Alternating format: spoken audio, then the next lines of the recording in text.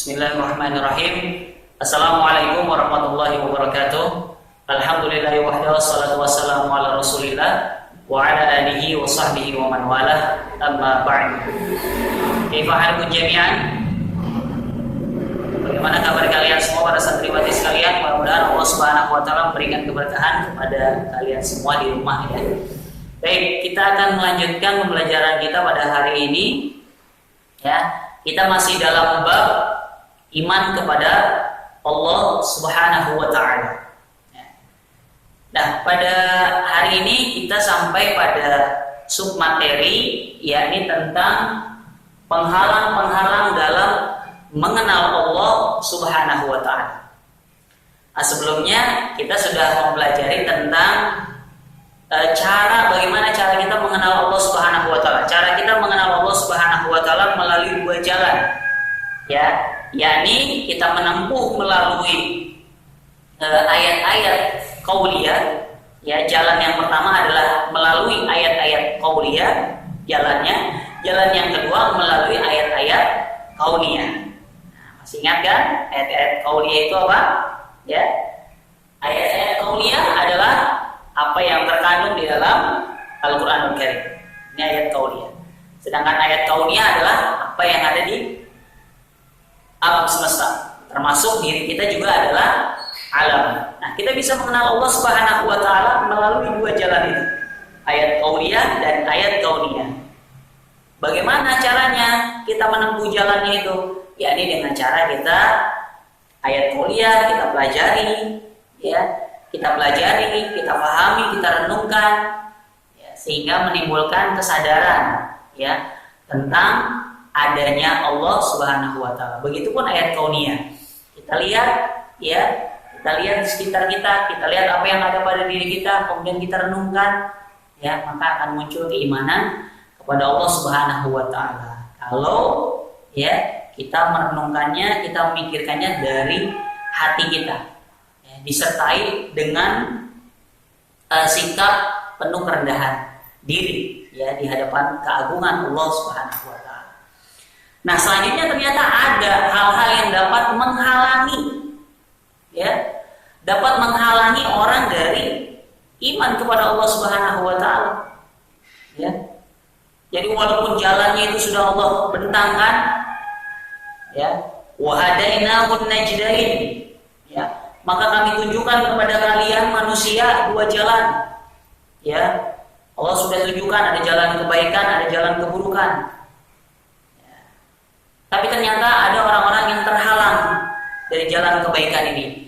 Terhalang dari dia mengenal Allah Subhanahu wa taala, beriman kepada Allah Subhanahu wa taala, terhalang.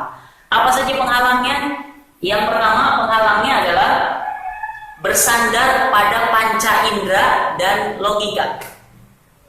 Panca indera kita, ya, mata kita, telinga kita, ya, lisan kita, ya, kemudian tangan, kaki, ya, panca indera yang ada pada tubuh kita nih, dan juga pada logika kita, pikiran. Ini kalau kita hanya bersandar dengan panca indera dan logika kita, ini dapat menghalangi kita dari iman kepada Allah Subhanahu wa taala. Ya. Maksudnya bagaimana menghalangi kita dari beriman dan dari mengenal Allah Subhanahu wa taala? Karena Allah Subhanahu wa taala itu adalah ghaib. Ya. Dalam Al-Baqarah kan dijelaskan alladzina yu'minuna bil ghaib, yaitu orang-orang yang beriman kepada yang ghaib. Allah Subhanahu wa taala itu ghaib, tidak bisa dilihat dengan mata kita. Kalau kita bersandar dengan mata kita, dengan panca indera kita dan dengan logika kita, maka itu akan menghalangi kita dari iman kepada Allah Subhanahu wa taala. Mana dia Allah? Nggak bisa saya lihat. Nah, hati-hati, ya. Itu kalau kita bersandar kepada panca indera kita ketika kita mau mengenal Allah, kita tidak akan bisa mengenal Allah Subhanahu wa taala. Ya, maka kita harus menundukkan hati kita. Nah, kita lihat firman Allah Subhanahu wa taala dalam surah Al-Baqarah ayat yang ke-55. Ya, silakan dibuka. Surah Al-Baqarah ayat yang ke-55. Surat kedua, ya. A'udzu billahi minasyaitonir rajim. Bismillahirrahmanirrahim. Wa idh qultum ya Musa lan nu'mina laka hatta narallaha jahratan fa akhadhatkumus sa'iqatu wa antum tanzurun. Dan ingatlah ketika kamu berkata, wahai Musa, kami tidak akan beriman kepadamu sebelum kami melihat Allah dengan jelas. Maka halilintar menyambarmu sedang kamu menyaksikan. Jadi di sini Allah Subhanahu wa taala dalam ayat ini Al-Baqarah ayat 5 yang ke-55 Allah Subhanahu wa taala menjelaskan tentang sifatnya sikapnya Bani Israel. Mereka sangat tidak berakhlak, sangat tidak beradab kepada nabinya, kepada rasulnya Musa alaihissalam, bahkan kepada Allah Subhanahu wa taala tidak beradab. Ya. Bahkan sampai dia minta, "Coba perlihatkan Allah kepada kami." Akhirnya apa yang mereka dapatkan? Allah Subhanahu wa taala menghantam mereka, ya, Allah Subhanahu wa taala mengazab mereka dengan halilintar. Nauzubillah min dzalik. Karena mereka bersandar pada panca inderanya, logikanya. Lihat perkataan mereka. Hatta narallaha jahran, ya, hatta narallaha jahran. Ya, sampai kami melihat Allah dengan jelas. La haula wala quwwata illa billah. Ya, maka jangan bersandar kepada logika kita kalau kita mau mengenal Allah Subhanahu wa taala. Kemudian yang kedua, bodoh. Nah, bodoh di sini maksudnya memperbodoh dirinya sendiri. Ya. Bodoh yang dimaksud bodoh di sini bagaimana? Bukan yang dimaksud bodoh di sini bukannya dia tidak bisa membaca, menulis, menghitung, bukan. Ya. Bodoh di sini adalah karena dia menolak petunjuk, ya. Ya, contohnya begini kalau dalam kehidupan kita sehari-hari. Ini misalnya ada orang yang sakit, sudah lama sakit, ya. Padahal di tetangga dia itu ada seorang dokter, ya, atau tidak jauh dari rumah dia itu ada seorang dokter, ya, dokter yang sudah ahli, dokter yang sudah berpengalaman, ya, yang sudah banyak membantu orang sehingga orang yang sakit itu bisa sembuh dengan izin Allah tentunya, ya. Ada gitu ya seorang dokter. Tapi orang yang sakit ini dia malah diam aja di rumah. Saya nggak mau berobat, saya diam aja di sini. Dia nggak mau berusaha untuk mendatangi dokter itu, nggak mau berusaha. Ya, sampai akhirnya dia sakitnya tambah parah, dia tidak mau berobat, dia diam saja tambah parah. Akhirnya dia, ya, misalnya jadi celaka misalnya, karena dia tidak mau berobat. Misalnya contoh ini, ya. Nah, kira-kira, ya, apa nih? Kita menilai orang tersebut bagaimana? Pasti kita akan mengatakan, orang kok kenapa sih dia tidak mau datang ke dokter itu? Dia nggak mikir apa ya? Nggak berpikir apa dia bodoh atau gimana, ya kan? Pasti kita akan begitu. Kenapa nggak datengin itu dekat tetangga? Ada tetangga orang yang ahli, dibilang walaupun kesembuhan itu ada dengan izin Allah Subhanahu wa taala, tapi kita harus berusaha, kan? Kalau kita diam aja nggak mau, itu namanya memperbodoh diri sendiri. Nah, itu perumpamaannya, ya.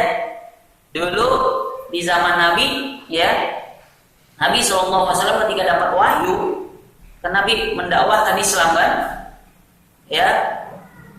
Kemudian didakwakanlah Islam itu kepada Abu Jahal, ya. Abu Jahal nama aslinya siapa? Amr bin Hisham. Namanya Abu Jahal, bapak kebodohan. Kenapa disebut bapak kebodohan? Karena dia memperbodoh dirinya sendiri. Dia sudah tahu siapa itu Nabi Muhammad SAW, keponakan dia, orang yang jujur, tak pernah bohong. Dia sudah tahu apa yang diajarkan oleh Nabi Muhammad SAW, yaitu Al-Quran. Isinya itu bagaimana? Dia sudah tahu, ya. Tapi dia malah nggak mau berusaha untuk ngikutin, coba berusaha untuk mendengarkan ayat suci, mengikuti apa yang ayat yang dibacakan oleh Nabi Muhammad SAW, mengimaninya. Dia nggak mau. Padahal dia udah tahu itu Rasulullah itu orang yang jujur, orang yang nggak bakal bohong, ya. Maka akhirnya Amr bin Hisham itu dapat julukan Abu Jahal, orang yang memperbodoh dirinya sendiri. Nah, kita bisa lihat dalam Al-Quran surah Al-Baqarah ayat 130 ya. Dalam surat yang sama Al-Baqarah ayat 130. A'udzubillahi minasyaitonir rajim. Wa man yarghabu 'an millati Ibrahim illa man safiha nafsa wa laqad istafainahu fid dunya wa innahu fil akhirati laminas salihin. Dan orang yang membenci agama Ibrahim hanyalah orang yang memperbodoh dirinya sendiri. Ya.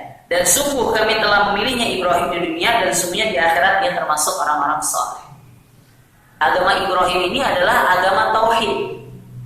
Ya, agama yang mengesahkan Allah Subhanahu wa taala, beriman kepada Allah Subhanahu wa taala. Sama dengan agama kita juga agama Islam.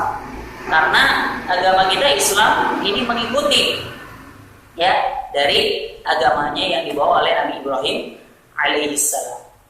Terus bagaimana nih, apa hubungannya memperbodoh ini? Jadi orang yang memperbodoh tidak mau mengikuti ajaran Nabi Ibrahim, ajaran Nabi Muhammad SAW, ya, dia tidak mau mengikuti, itu namanya orang yang memperbodoh dirinya sendiri.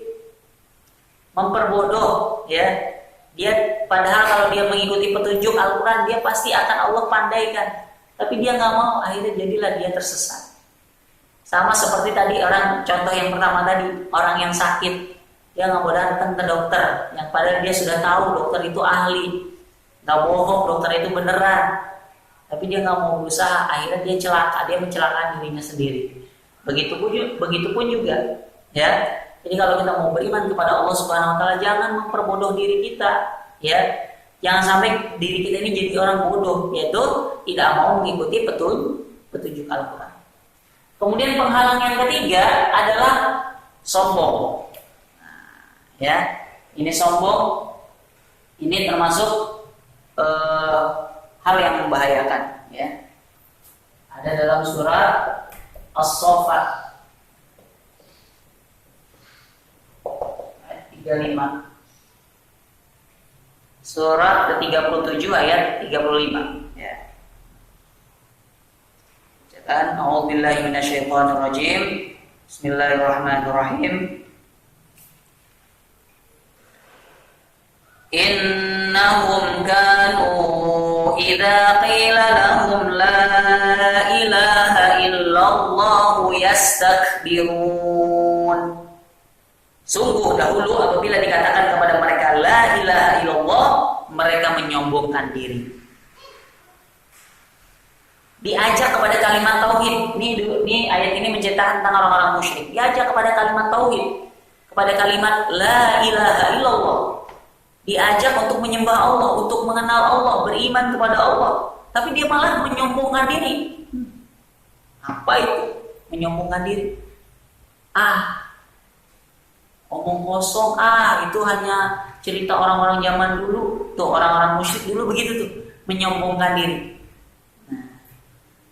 Jadi mereka sombong, yastakbirun, istikbar. Mereka merasa dirinya besar di hadapan ayat-ayat Allah Subhanahu wa taala. Ini menghalangi orang itu dari iman, ya, menghalangi orang itu dari mengenal Allah Subhanahu wa taala. Kemudian yang selanjutnya, yang keempat, ragu-ragu. Ragu, ya. Padahal Al-Quran ini tidak ada keraguan di dalamnya. Cuma kalau dari orangnya sendiri itu ragu-ragu, selalu ragu. Disampaikan ayat Al-Quran, disampaikan hadis Nabi SAW, dia ragu-ragu, dia bimbang. Ini benar nggak ya? Emang begini ya? Wah, itu terhalang dari hidayahnya. Gak bisa itu mengenal Allah kalau masih ragu-ragu. Allah Subhanahu wa taala menegur dengan keras, ya, orang-orang munafik, karena dalam hati mereka ada keraguan-raguan. A'udzubillahi minasyaitonirrajim. Innama yasta'dzinuka alladziina la yu'minuna billahi wal yawmil akhir wartabat qulubuhum fahum fi raibihim yataraddadun. Sungguhnya yang akan meminta izin kepada Muhammad hanyalah orang-orang yang tidak beriman kepada Allah dan hari kemudian, dan hati mereka ragu. Ya, karena itu mereka selalu bimbang dalam keraguan. Ya. Wartabat qulubuhum fahum fi raibihim yataraddadun. Jadi hati mereka itu selalu bimbang dalam keraguan. Orang munafik bimbang, nih mau kemana nih? Mau ikut Rasul atau mau ikut orang kafir? Bingung, ragu-ragu. Itu kalau sudah ragu-ragu, itu tidak akan bisa mengenal Allah Subhanahu wa Ta'ala. Ragu dia nanti dengan janji-janji Allah Subhanahu wa Ta'ala. Allah kan menjanjikan kepada kita, ya, kalau kita beriman, Allah Subhanahu wa Ta'ala akan berikan kepada kita kesejahteraan, kebahagiaan, keberkahan. Kan itu Allah janjinya, ya. Tapi kalau ragu-ragu, wah itu dijanjikan, dia dibacakan ayat-ayat Allah Subhanahu wa Ta'ala tentang janjinya, dia akan ragu-ragu, terhalang karena keraguan-raguan itu. Kemudian yang selanjutnya, yang kelima, taklid. Apa itu taklid? Ya, taklid itu mengikuti orang lain, ya, tanpa dasar ilmu, ikut-ikutan, gitu ya bahasa kita. Taklid, orangnya namanya muqallid, ya, orang-orang yang ikut-ikutan aja, membebek, ya, membebek. Tahu bebek kan? Bebek itu kan kalau berjalan dia ikutin yang di depannya. Bebek. Ya. Kita boleh mengikuti seseorang. Orang boleh kita ikuti, tapi asalkan kita tahu orang ini mengikuti, ya, ajaran agama yang benar. Orang ini mengikuti perintah Allah Subhanahu wa Ta'ala, perintah Rasulullah Shallallahu alaihi wasallam, kita ikuti boleh. Tapi kalau orang ini dia nggak ngajaknya, nggak jelas, nggak boleh kita ikuti, ya. Nanti kita malah tersesat. Nauzubillah, ya. Dalam firman Allah Subhanahu wa Ta'ala dalam surah Al-Maidah, surat yang ke-5, ayat ke-104, ya. A'udzubillahi minasyaitonir rajim. Wa idza qila lahum ta'alu ila ma anzalallahu wa ila ar-rasuli qalu hasbuna ma wajadna 'alaihi aba'ana awalau kana aba'uhum la ya'lamuna syai'an wa la yahtadun. Dan apabila dikatakan kepada mereka, marilah mengikuti apa yang diturunkan Allah dan mengikuti Rasul, mereka menjawab, cukuplah bagi kami apa yang kami dapati nenek moyang kami mengerjakannya. Hasbuna ma wajadna alaihi abana. Jadi dia ngikut kepada nenek moyangnya, orang tuanya, padahal nenek moyang itu kata Allah Subhanahu wa Ta'ala, apakah mereka akan mengikuti juga nenek moyang mereka walaupun nenek moyang mereka itu tidak mengetahui apa-apa dan tidak pula mendapat petunjuk. Jadi yang diikuti itu nenek moyang leluhur yang tidak punya petunjuk, itu nggak boleh. Tapi kalau nenek moyang kita, orang tua kita adalah orang yang mendapat petunjuk, orang yang ngikutin petunjuk Al-Quran, kita boleh ngikutin. Ya, seperti perkataannya anak-anaknya Yakub, ya kan? Anak-anaknya Yakub ketika ditanya oleh Allah Subhanahu Wa Taala, ya, ma ta'buduna min ba'di, apa yang akan kamu sembah kalau bapak udah mati? Kalau bapak ini sudah meninggal, kamu menyembah siapa, nak? Maka kata anak-anaknya itu, ya, qalu na'budu ilahaka wa ilaha abaika, ya, Ibrahim wa Ismaila wa Ishaqa ilaha wahidah. Kami, ya ayah, kami akan menyembah sembahan ayah dan apa yang disembah oleh kakek buyut ayah, yaitu Ibrahim, Ismail, Ishak, itu yang mereka sembah, kami akan ikuti. Karena benar nenek moyangnya. Kalau nenek moyang orang tua kita atau orang itu yang kita ikuti itu benar mengikuti petunjuk, kita boleh ngikutin orang itu. Tapi kalau kita nggak ngikutin, nggak boleh. Ya, kalau kita ngikutin orang yang nggak jelas, nggak boleh, kita dilarang. Kalau kita tetap ngikutin tuh orang yang nggak jelas itu, dia nggak ngikutin petunjuk, tetap kita ikutin, itu namanya kita taklid. Kalau sudah taklid, maka terhalang dari mengenal Allah Subhanahu wa Ta'ala. Ya, baik, mudah-mudahan kalian pahami materi ini, ya. Silakan kalian catat, ya, materinya, dibaca lagi catatannya dan juga ayat-ayatnya. Mudah-mudahan Allah Subhanahu wa Ta'ala menambahkan ilmu yang bermanfaat kepada kita dan menguatkan keimanan kita semua. Subhanallahumma wa bihamdika asyhadu an la ilaha illa anta astaghfiruka wa atubu ilaik. Walhamdulillahirabbil alamin. Wassalamualaikum warahmatullahi wabarakatuh.